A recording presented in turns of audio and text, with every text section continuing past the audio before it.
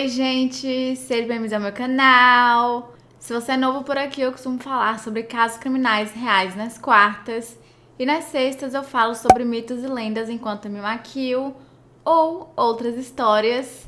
Então, se você gosta desse tipo de conteúdo, não se esqueça de se inscrever, deixar seu like, que é muito importante para a divulgação do canal. E se você tem alguma sugestão de casos criminais, mitos, lendas ou qualquer história, é só comentar aqui embaixo que eu anoto tudo e tento trazer o mais rápido possível. E o caso de hoje foi um caso bem sugerido por várias pessoas, principalmente das minhas seguidoras de Portugal, então um beijo pra todo mundo. Mas infelizmente eu não consegui encontrar o comentário de quase ninguém, mas se eu achar depois, enquanto eu estiver editando esse vídeo, eu coloco na tela pra vocês. E eu queria dar um agradecimento especial para Raíza Paz Santiago, que é uma seguidora que me acompanha lá no Instagram, e ela me sugeriu também esse caso. E além disso, ela também me ajudou com algumas fontes para saber qual fonte era confiável e qual fonte não era. Então, muito obrigada. E novamente, muito obrigada também às outras seguidoras que eu não consegui encontrar o comentário. Vocês sabem que eu amo quando vocês me sugerem casos, principalmente casos que eu não conheço. Então, muito obrigada. E antes de começar o vídeo de hoje, eu preciso dar aquele aviso. Esse caso, ele é bem pesado. Eu tentei ao máximo não deixar tão pesado, mas é um caso que envolve uma criança e tortura. Então não assista esse vídeo se você é uma pessoa mais sensível ou se abuso infantil te dá algum tipo de gatilho, porque é realmente muito triste. Mas como eu sei que meus seguidores são todos teimosos, eu vou deixar um outro aviso antes de falar para os detalhes do crime. Então vocês podem pular apenas essa parte.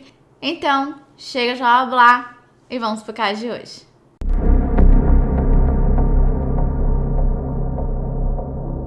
Valentina Fonseca nasceu por volta de 2010 a 2011. Eu não consegui encontrar exatamente a data em que ela nasceu, mas eu acredito que tenha sido ou no finalzinho de 2010 ou no comecinho de 2011. E ela era filha de Sônia Fonseca e Sandro Bernardo. E a gravidez não foi planejada, era meio que um relacionamento casual, que acabou gerando uma gravidez. E acontece que Sandro não queria ter nada a ver com Valentina, ele não queria nenhum envolvimento, nenhum tipo de relação. E na verdade ele até achava que Sônia estivesse fingindo ou mentindo pra ele e que na verdade Valentina era filha de outro homem qualquer. E ele só aceitou que o bebê era dele quando Valentina já tinha 1 ano de idade, quando ele foi forçado a fazer um teste de DNA que comprovou que sim, ele era o pai. Então é bem triste saber que Sônia teve que lidar com a gravidez sozinha, porque pelas informações que eu encontrei, ela não teve apoio de ninguém, nem da família de Sandro, nem da sua própria família. Então, literalmente sozinha. E mesmo depois do teste de DNA, ele se recusou a dar o seu sobrenome para sua filha, ou até mesmo ajudar financeiramente. E até onde eu sei, o nome de Sandro não estava na certidão de nascimento. Eu não sei se com o tempo eles colocaram ou se permaneceu sem o nome do pai. Com o passar dos anos e com os incentivos de Sônia para que ele desenvolvesse um relacionamento com Valentina, ele decidiu que iria se envolver mais. E Valentina passou até a visitá-lo em sua casa, que ficava em Penhas, principalmente nos fins de semana, e sua guarda passou a ser compartilhada entre os pais. Mas ela ainda passava a maior parte do tempo com sua mãe, e as duas moravam em Bombarral, que é uma vila portuguesa que fica no distrito de Leiria, a apenas 30 minutos de distância de carro de Penhas. E no momento do caso, Valentina estava frequentando a escola Fernão do Pó.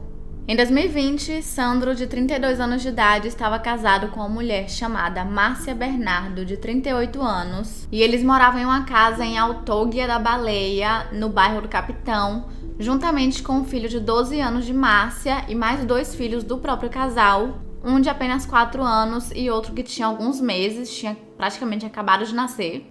E de acordo com Sônia, a mãe de Valentina, ela amava visitar tanto o pai quanto a madrasta. E na verdade ela considerava a madrasta como sua segunda mãe. E quando ela chegava em casa, ela sempre perguntava quando que ela ia poder voltar, porque ela realmente gostava muito, porque eles iam pra praia juntos, faziam várias coisas de família realmente, chegando ao ponto dela pedir pra ficar mais tempo com eles, porque ela realmente gostava muito, mas não podia porque ela só poderia ficar com o pai apenas no fim de semana, por conta da guarda compartilhada que eles tinham. E em abril de 2020, ela foi passar 4 dias das férias de Páscoa com o pai. Mas nessa época, a pandemia estourou. Então, Portugal acabou entrando em um estado de emergência. E por conta disso, ela acabou ficando mais tempo. Porque sua mãe trabalhava em uma cafeteria. Então, ela teria muito contato com outras pessoas. E ela tava com medo de que sua filha acabasse ficando doente. Então seria muito mais seguro ela ficar com o pai, porque pelo que eu entendi, ele não trabalhava. Teve uma informação que eu encontrei na internet que dizia que ele iria se mudar com a família pra Bélgica, porque ele iria trabalhar em uma empresa de construção civil. E isso seria, tipo, um mês depois. Então, ele não tava saindo de casa, então não teria muito problema ela continuar com ele. E também, quando ele se mudasse, Valentina ficaria 100% nos cuidados da mãe. Então, meio que também seria um tempo de despedida, acredito. E além disso, as aulas de Valentina estavam sendo online por conta da pandemia. E ela tinha um acesso muito mais rápido e melhor na casa do seu pai do que na sua casa em Bombarral. Então, realmente fazia muito mais sentido ela ficar lá do que ir para sua casa. Mas lembrando que ela só poderia ficar no fim de semana por conta da guarda da lei. Mas eu não encontrei muito mais informações sobre isso na internet, então eu não sei se foi liberado que ela ficasse mais tempo ou se isso não chegou a ser discutido na lei. E acontece que nesse tempo Sônia mal conseguiu falar com sua filha, porque Valentina odiava falar no telefone, então ela meio que mantinha as atualizações através de Márcia, visto que ela também não conversava muito com o Sandro, né? Eles não se davam muito bem. E a última vez que ela falou com sua filha foi no dia 3 de maio, no Dia das Mães. E ela chegou a perguntar se estava tudo bem, se ela estava bem. E Valentina disse que sim. E Sônia perguntou se ela queria voltar para casa, mas Valentina disse que não. No dia 6 de maio, uma quarta-feira, a família na casa de Peniche foi dormir por volta das 11 horas. E às 1h30 da manhã, Sandro levantou e foi conferir o quarto de Valentina para ver se estava tudo bem. E ele se lembra de ajeitar o seu cobertor. E de acordo com ele, essa foi a última vez em que ele a viu. E quando ele acordou pela manhã, por volta das 8 horas, Valentina não estava mais em sua cama. E acontece que na noite anterior, Márcia tinha esquecido de trancar a porta, sendo que tinham 4 crianças na casa. E quando Sandro percebeu que Valentina não estava em lugar nenhum da casa, ele foi imediatamente para o posto da GNR, que é a Guarda Nacional Republicana, que é a Polícia Militar de Portugal, e reportou sua filha como desaparecida. E acontece que Valentina já havia fugido uma vez da casa do seu pai em 2018. Então todo mundo achava que ela seria encontrada super rápido, como ela havia sido da primeira vez. Mas infelizmente esse não foi o caso. E quando ela havia fugido em 2018, as autoridades que a encontraram em uma estrada perguntaram o que tinha acontecido. E ela disse que ela estava apenas com saudade da mãe e que queria vê-la. E na época, a CPCJ, que é a Comissão de Proteção a Crianças e Jovens, foi alertada sobre a situação, mas eles não encontraram nenhuma evidência, nada, que indicasse que ela estava sofrendo maus tratos ou qualquer tipo de abuso. E além disso, na família ninguém abusava de álcool ou qualquer tipo de drogas, então o caso foi fechado. E dessa vez não existia nenhum motivo que levasse a CPCJ ou a GNR a pensarem que algo diferente ou algo mais grave pudesse ter acontecido. No posto da GNR, Sandro disse aos policiais que Valentina estava vestida com pijama, chinelos brancos e um casaco azul. Então a teoria inicial seria de que ela teria saído de casa sozinha, provavelmente para ir ver a mãe, mas essa teoria era pouco provável porque Valentina morria de medo do escuro, então ela nunca sairia sozinha de noite. E outra teoria criada pela família seria de que ela teria tido uma crise de sonambulismo. Então, imediatamente as buscas começaram com o auxílio dos bombeiros voluntários de Peniche e da polícia judiciária local. Foram utilizados drones, cães farejadores e várias patrulhas na freguesia de Atóguia de Baleia. Mas no dia 8 de maio ela ainda não havia sido encontrada, o que é esquisito, porque se ela tinha saído sozinha, ela não poderia ter ido muito longe. E então as buscas continuaram com os drones e com as patrulhas locais. E rapidamente o caso de Valentina se tornou um caso gigantesco em Portugal. E literalmente em todos os jornais saiu notícia o tempo inteiro para atualizar as pessoas de como estava indo as buscas e a investigação. No dia 9 de maio as buscas continuaram, principalmente na zona de praia, que ficava a 6 km da casa de Sandro, e também na região da barragem de São Domingos, que ficava a 2 km. E essas regiões especificamente porque Elas tinham muitos poços que não tinham nenhuma proteção e até mesmo casas abandonadas que poderiam simplesmente ter servido como esconderijo para Valentina. Nesse dia, um voluntário até encontrou algumas peças de roupas de criança e deu imediatamente às autoridades. Porém, após serem analisadas por Sandro e por Sônia, eles disseram que essas roupas não pertenciam a Valentina. E ainda mais tarde, um casaco foi encontrado, mas eu não encontrei nenhuma informação se esse casaco chegou a ser analisado ou não. Então eu acredito que, assim como as outras peças de roupas de crianças, esse casaco também tenha sido descartado como evidência. E é aqui que esse caso começa a dar raiva, muita raiva. Porque no dia 10 de maio, após 4 dias de busca, Sandro foi até a polícia judiciária e disse onde estava o corpo de sua filha. E então o corpo de Valentina Fonseca foi encontrado camuflado em uma zona de eucaliptos da Serra del Rey, em Peniche, que ficava a 6 quilômetros de distância da casa de Sandro. E Sônia Fonseca só descobriu da morte de sua filha através da televisão. E agora que se tinha um corpo, rapidamente Sandro e Márcia foram detidos pela polícia e eles disseram que tinha sido um acidente e que Valentina teria caído, tido uma convulsão e falecido, e que depois disso os dois ficaram em pânico, eles não sabiam o que fazer e a decisão que eles tiveram foi que eles deveriam esconder o corpo e não chamar uma emergência. E Sandro manteve essa história por 3 dias, até que o filho de Márcia, de 12 anos, contou o relato e a casa caiu.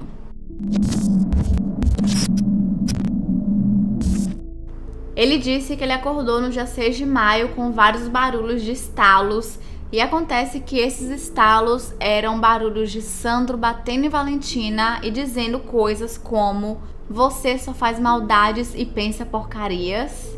De acordo com ele, Márcia, sua mãe, estava dizendo para Sandro parar com aquilo, mas Sandro dizia que ela era a filha dele e que ele poderia fazer o que bem quisesse. Depois disso, Márcia ameaçou chamar ajuda, mas Sandro disse que se ela fizesse alguma coisa, ela ficaria sem os seus filhos, e em seguida, os dois, juntamente com Valentina, entraram no banheiro. Acontece que as agressões não começaram no dia 6, e sim no dia 1º de maio, e isso porque Sandro começou a questionar Valentina sobre algumas informações que teriam chegado ao seu ouvido, de que ela estava tendo contato sexual com seus colegas de classe e deixando eles tocarem nela, lembrando que ela tinha 9 anos de idade. De acordo com Sandro, ela admitiu e então ele começou a batê-la com a colher de pau, e em seguida ela ainda teria admitido que estava tendo relações sexuais com um homem que ela chamava de padrinho, e então ela foi agredida novamente, mas na fase do inquérito foi provado que ela nunca teve relações sexuais, então ele provavelmente inventou tudo isso sobre a sua filha de 9 anos de idade, sabe-se lá por quê. E então no dia 6 ele decidiu confrontá-la novamente sobre isso, e como ela ficava em silêncio, ela não respondia nada, provavelmente por medo, ele continuou batendo nela. Em seguida, ele a levou para o banheiro, onde tirou suas roupas e deixou ela apenas com a camiseta e uma cueca. E então a colocou dentro da banheira, enquanto Márcia apenas observava. E como ele sabia que sua filha morria de medo de água quente, ele ameaçou que começaria a molhá-la com água quente caso ela não admitisse que ela estava tendo relações sexuais com sei lá quem, com crianças da escola dela e com esse tal de padrinho. Mas, obviamente, como ela não admitiu, ele começou a torturá-la. A única coisa que ela conseguia falar era pra pedir pra ele parar com aquilo que tava doendo, que tava machucando, mas ele não parava. E pior, ele começou a golpeá-la durante 5 minutos, até que ele deu um golpe tão forte em sua cabeça que ela caiu na banheira e começou a ter convulsões. E eles não chamaram a ambulância, eles não fizeram nada. Sandro e Márcia ficaram apenas observando. Pra não dizer que eles não fizeram nada, eles ficaram dando batidinhas no seu rosto pra ver se ela acordava. Novamente, ao invés de chamarem uma ambulância ou literalmente qualquer pessoa que pudesse ajudar, eles a colocaram em um sofá e a cobriram com um lençol. E foi lá onde ela ficou 13 horas agonizando até não aguentar mais e infelizmente falecer. Enquanto isso, Sandro e Márcia saíram da casa e foram comprar leite pro bebê e ir na farmácia. E quem descobriu o que tinha acontecido com Valentina, que ela não estava mais viva, foi o filho de 12 anos, ao ver que estava saindo espuma branca de sua boca e que ela não estava reagindo a nada que ele fizesse. E então ele ligou desesperado para sua mãe, dizendo que Valentina não estava acordando. E foi nesse momento em que os dois adultos começaram a pensar no que eles fariam em relação a isso. Eles então voltaram para casa e pegaram algumas roupas e levaram para a lavanderia, mas eu não consegui encontrar informações especificando se eram as roupas de Valentina, mas eu acredito que eram tanto as roupas de Valentina quanto as roupas que eles estavam usando durante a tortura para limpar tudo. De acordo com o depoimento de Márcia, eles entraram no carro e colocaram o corpo de Valentina deitado no banco traseiro, enquanto Márcia dirigia, e eles ficavam procurando por um tempo algum lugar que seria ideal para esconder o seu corpo. E foi então que eles decidiram colocá-la a 150 metros da estrada na Serra del Rey e tentar esconder o seu corpo com vários arbustos. E no dia seguinte, fingiram que nada tinha acontecido e relataram seu desaparecimento para as autoridades. A autópsia de Valentina revelou diversos sinais de agressões muito violentas, onde ela tinha lesões na cabeça e indícios de asfixia. As torturas teriam começado pela manhã e ela havia morrido por volta das 10 horas da noite do dia 6 de maio de 2020. Seu funeral foi realizado poucos dias depois no cemitério de Bom Barral e juntou diversas pessoas na comunidade que acompanharam o carro funerário, mas por conta das restrições da pandemia, apenas os familiares puderam ver a cerimônia, e eu não consigo nem imaginar a dor dos familiares, principalmente de Sônia, tanto que chegou um momento em que ela ficou tão desesperada que começou a passar mal e teve que ser levada para uma unidade hospitalar, mas hoje em dia ela tá bem, quer dizer, na medida do possível, com certeza ela não tá bem. No dia 13 de maio de 2020, o Tribunal de Leira decretou prisão preventiva tanto para Sandro Bernardo quanto para Márcia Bernardo. Os dois foram acusados de coautoria em homicídio qualificado, profanação de cadáver e simulação de sinais de perigo. E Sandro, em momento nenhum, demonstrou nada, nenhuma culpa, nenhum remorso, nada, o que sinceramente eu nem sei se me surpreende. E ainda tentou jogar toda a culpa em Márcia, dizendo que ela tinha comandado tudo e que tudo era simplesmente ideia dela. Tudo plano de Márcia. Ele não tinha nada a ver com isso. O julgamento só acabou em abril desse ano, 2021, e Márcia Bernardo foi condenada a 18 anos e 5 meses de prisão, enquanto Sandro Bernardo foi condenado à pena máxima, que em Portugal é de 25 anos, além de responder também por crime de violência doméstica. E também foi exigido um pagamento dos dois de 1.785 euros, correspondente aos gastos com os elementos de meios logísticos da GNR durante os 4 dias de buscas. Hoje em dia, Márcia está cumprindo sua sentença na cadeia de Tires e Sandro está no estabelecimento prisional de Lisboa. E aparentemente ele tentou tirar sua vida várias vezes e praticamente vive dopado de remédios para que ele não tente novamente. E de acordo com Sônia Fonseca, a versão contada por Sandro é completamente mentira, 100%, o que eu também acho, porque não faz sentido nenhum. E ela acredita que Valentina tenha visto alguma coisa que ela não deveria ver. E então, Sandro, o seu pai, decidiu tirar a sua vida, se livrar dela de alguma forma, para que ela não falasse o que ela teria visto.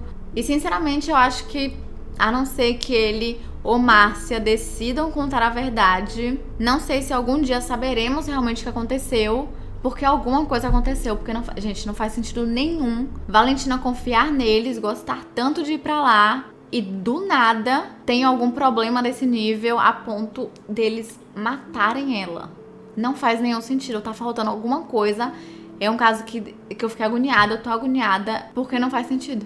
É só isso que eu sei falar, não faz sentido. Esse caso não faz sentido.